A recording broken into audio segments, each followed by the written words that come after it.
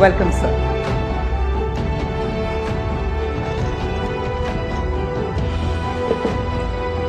Thank you.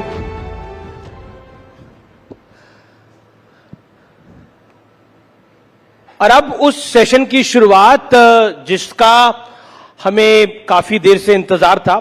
Nitin Gadkari मेरे साथ है, केंद्रीय मंत्री हैं, भारतीय जनता पार्टी के पूर्व राष्ट्रीय अध्यक्ष रहे हैं। नितिन जी, आपका अभिनंदन है, तो जोरदार तालियों के साथ अभिनंदन करिए नितिन गडकरी का। नितिन जी, अटल बिहारी वाजपेयी के बारे में कहा जाता था वो व्यक्ति तो सही है लेकिन पार्टी गलत है, और अटल जी के बाद अगर किसी के लिए कहा जाता है तो वो नितिन गडकरी के लिए कहा जाता है कि बंदा तो सही है लेकिन पार्टी गलत में आ गया है। ऐसा क्यों है? ये तो बिल्कुल गलत है। पार्टी भी सही है और बंदा भी सही है।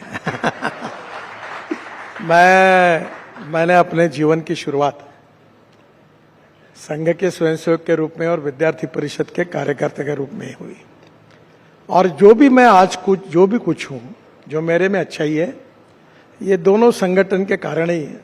वो सब अच्छाई है। तो I am very much proud of my convictions. और मैं अगर अच्छा हूं तो मेरी पार्टी अच्छी है, और मैं अगर अच्छा हूं तो मेरी आइडियोलॉजी अच्छी है। यही बात मैं आपको कह सकता हूं। लेकिन आपको नहीं लगता आप राजनीति में गलती से आ गए? आप कहते हो मैं पोस्टर नहीं लगवाऊंगा, चाय पानी में खर्च नहीं करूंगा, तो चुनाव कैसे जीतेंगे गडकरी जी? नहीं, आप अगर मेरे कॉन्स्टिट्यूंसी में आओगे तो मैंने ये बात कही कि मैं जातीयवाद और सांप्रदायिकता को नहीं मानता। हमारे प्रधानमंत्री जी ने कहा है सबका साथ, सबका विकास, सबका प्रयास। तो मैं अपने कॉन्स्टिट्यूंसी में जो मेरे मतदार हैं उनको मैं अपनी फैमिली समझता हूं, परिवार समझता हूं। और 10 साल मैंने जो कुछ काम किया उससे मेरा नाम भी लोगों से परिचित हुआ है और मेरा काम भी परिचित हुआ है। और इसलिए मैंने कहा कि अब ये पोस्टर, बैनर और इसका प्रचार करने की आवश्यकता नहीं। दूसरा, मैं लोगों के साथ जुड़ा हूं, तो अब मुझे लोगों को किसी प्रकार का कोई उनको वोट के बदले में कुछ उनको सेवा देने की आवश्यकता नहीं है।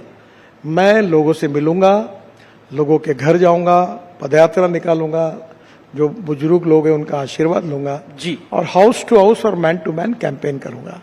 और मेरा विश्वास है कि मैं अच्छे मार्जिन से चुनाव जीतूंगा, ऐसा मेरा विश्वास है। इस बार 3 हैट्रिक लगनी है।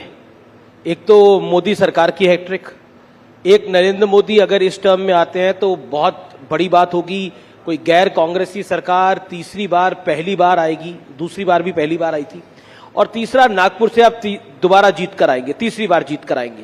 तो कितनी कठिन ये डगर लगती है, मोदी की तीसरी टर्म और आपका तीसरी बार लोकसभा जीतना? देखिए, पहली बात तो मोदी जी प्रधानमंत्री बनने ही वाले हैं, ये तय है। दूसरी बात यह है कि हम 400 पार जाने वाले, ये भी तय है जी, और मैं भी चुनाव जीतने वाला हूं, ये भी निश्चित है। ये भी। लेकिन नितिन गडकरी में ऐसा क्या है कि विपक्ष के नेता मुरीद हो जाते हैं? मैं पीछे अखबार में पढ़ रहा था कि सोनिया गांधी ने आपकी तारीफ कर दी, ऐसा क्या है? देखिए, ये मुझे भी आश्चर्य है, क्योंकि पार्लियामेंट में जब मेरे डिपार्टमेंट पर 75 सांसद बोले अलग अलग पार्टी के, सबने मुझे धन्यवाद दिया, सबने अभिनंदन किया, तो मुझे भी आश्चर्य लगा। तो एक तो सीधी बात यह है कि जो कानूनी काम है, नियम के अनुसार है, वो सबका होना चाहिए, और गलत काम होगा तो अपने का भी नहीं होना चाहिए। तो मैं रोड बनाता हूं तो एक कॉन्स्टिट्यूंसी में रोड बनाओ और दूसरों को छोड़ दूं, ऐसा तो नहीं होता। तो जो भी लोग मेरे पास समस्या लेकर आते हैं, मैंने सबका काम करने का प्रयास किया, तो उसके कारण उनके मन में उसका समाधान है, यही शायद उसका कारण होगा। एक चीज जो आप में नहीं बदली, जो मैंने आपका पहली बार इंटरव्यू किया था साल 2011 में, जो मुझे ध्यान में आता है, मुंबई में आपके घर पे, और आप तब राष्ट्रीय अध्यक्ष बने थे भारतीय जनता पार्टी के, तब भी आप बेबाक थे और अब भी आप बहुत बेबाक हैं। ये इतनी बेबाकी कभी भारी नहीं पड़ती आपको, या पड़ जाती है? नहीं, आप एनालिसिस कर सकते हो मैं कैसा हूं। मैं जो सवाल पूछते हैं उसका नम्रतापूर्वक जो सही है वो जवाब देता हूं, और मुझे लगता है जो सच है वो बताता हूं। तो मुझे नहीं लगता कि इसमें कोई समस्या है। लेकिन विपक्ष कुछ ना कुछ निकालता रहता है।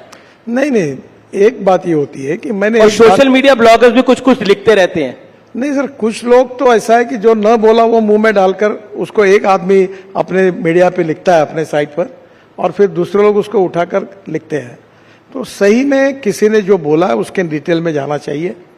देखना चाहिए और फिर उसके ऊपर प्रतिक्रिया देनी चाहिए। एक सवाल जो मैं आपसे पूछना चाहता हूं कि आप बेबाक हैं तो प्रधानमंत्री के सामने भी बेबाक रहते हैं, गृह मंत्री अमित शाह के सामने भी बेबाक रहते हैं? नहीं, निश्चित रूप से जब बातचीत होती है तो नम्रतापूर्वक अपनी बात प्रधानमंत्री सबसे सुनते हैं और तब रखते हैं, कोई अर्थ में अड़चन नहीं होती। मैं भी पार्टी का अध्यक्ष रहा, मेरे पास भी सब लोग उस समय अपनी बात रखते थे। तो हमारी पार्टी की एक पद्धति है जी, और उसमें सब अपना विचार रखते हैं और अंतिम निर्णय फिर जो होता है सब मिलकर या फिर प्रधानमंत्री या अध्यक्ष जो होंगे नेता वो जो कहते हैं वो निर्णय होते हैं, उसमें आगे जाती है पार्टी। अब मैं आपको एक ये बहुत हेडलाइन स्टोरी रही उद्धव ठाकरे का एक बयान, मैं वो मराठी में बयान है वो मैं आपको सुनवाता हूं और आपसे उसका रिएक्शन लेता हूं। उद्धव ठाकरे ने आपके बारे में, आपके विषय पे क्या बोला, आइए एक बार सुन लेते हैं उद्धव ठाकरे का बयान। युतीमध्ये जे मेहनत करत होते त्या नितीन गडकरींचं नाव त्याच्यामध्ये नाही। अहो नितीनजी सोडून द्या भाजपा, राहा उभे, आम्ही महाविकास आघाडीकडनं तुम्हाला निवडून आणतो। दाखवा महाराष्ट्राचं पाणी, दाखवा महाराष्ट्राची धमक, दाखवा महाराष्ट्र दिल्ली समोर कधी झुकला नाही। अब नितिन जी कह रहे हैं कि आइए हम आपको एमवीए से टिकट दे देंगे, महाराष्ट्र दिल्ली के आगे कभी झुकता नहीं है। देखिए, पहली बात तो यह है जी कि पार्लियामेंट्री बोर्ड की जब मीटिंग हुई तो मध्य प्रदेश, गुजरात और उत्तर प्रदेश के पदाधिकारियों के साथ चर्चा होकर निर्णय होगा।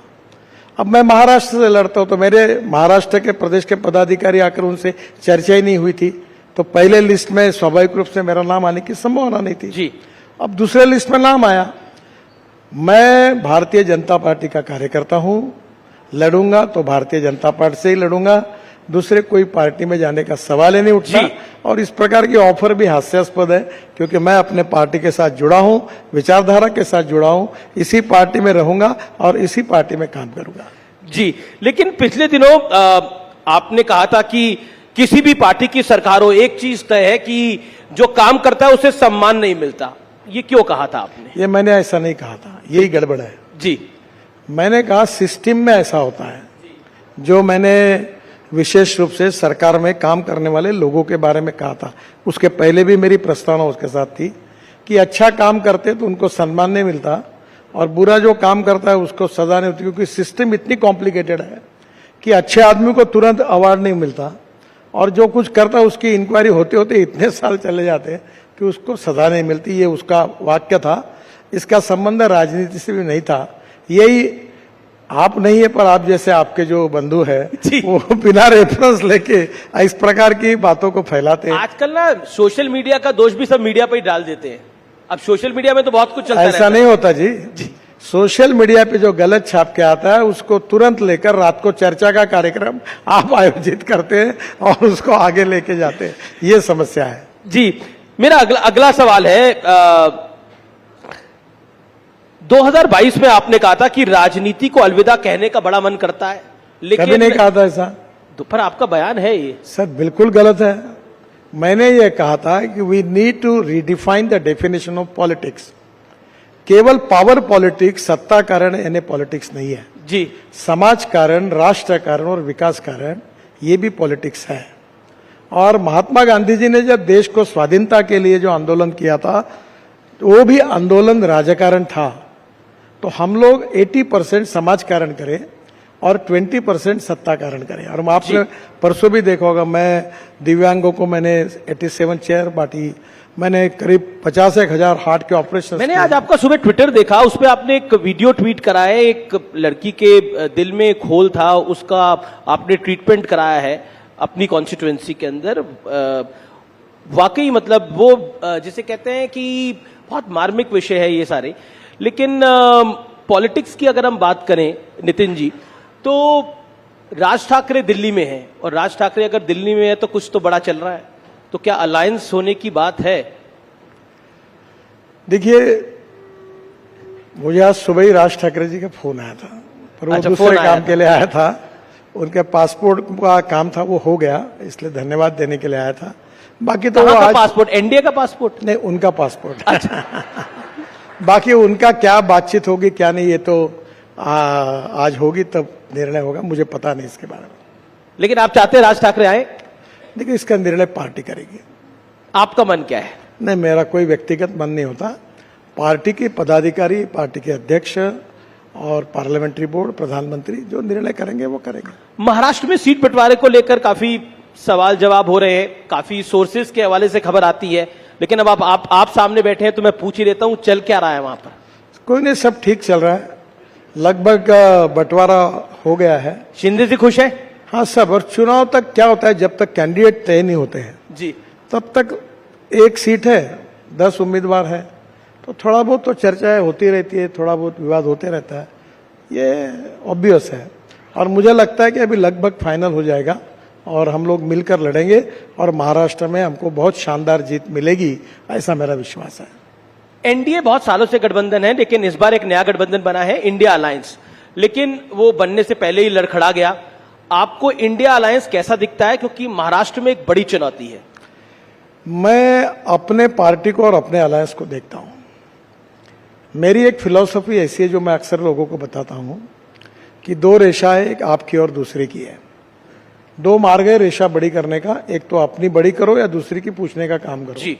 तो मैं अक्सर इस बात पे विश्वास रखता हूं, अपनी बड़ी करो। और 10 साल मोदी जी के नेतृत्व में हमारी सरकार ने जो कुछ काम किया है, जिसका लोग अनुभव लेते हैं। अभी मैं आ रहा था तो मेरे ट्विटर पर ये द्वारका एक्सप्रेस हाईवे बना जी, तो इतने लोगों में खुशी है कि इतने लोगों की प्रतिक्रिया मुझे प्राप्त हुई। तो हम 10 साल में जो हमने काम किया है उस सरकार में मोदी जी के नेतृत्व में, उसके भरोसे हमें सफलता हासिल होगी। हमें अपने पॉजिटिविटी और अपने काम को लोगों को बताना है, हमको बाकी निगेटिव बातों में जाने की कोई आवश्यकता ही नहीं है। एक और सवाल है, मराठा समुदाय को 10% अलग से आरक्षण देने की बात है, उस विषय को लेकर पॉलिटिक्स भी हो रही है, लेकिन एक सोशल डिमांड भी है, उसको आप कैसे देखते हैं? क्या ये मुद्दा भारतीय जनता पार्टी के लिए, आपके गठबंधन के लिए महाराष्ट्र में एक बड़ा पॉलिटिकल चैलेंज होगा इससे निपटना? नहीं, मुख्यमंत्री जी ने ऑलरेडी उनसे बातचीत करते हुए इसका समाधान ढूंढा है, अब ये विषय नहीं रहा है। आप कह रहे हैं ये विषय नहीं है अब, लेकिन चुनावी बॉन्ड तो विषय है, उसको लेकर बहुत सारे सवाल जवाब हो रहे हैं। राहुल जी ने तो कह दिया ये बीजेपी का सबसे बड़ा चुनावी घोटाला है। मुझे लगता है कि अभी भी सुप्रीम कोर्ट में चर्चा हो रही है। सुप्रीम कोर्ट में जब ये मैटर सब जुडिस है तो उसके ऊपर कोई टिप्पणी करना कंटेम्प्ट ऑफ कोर्ट होगा। आप भी मत करिए, मैं भी नहीं करता। नहीं, मैं उसके तो ऊपर ज्यादा बोलना उचित नहीं होगा।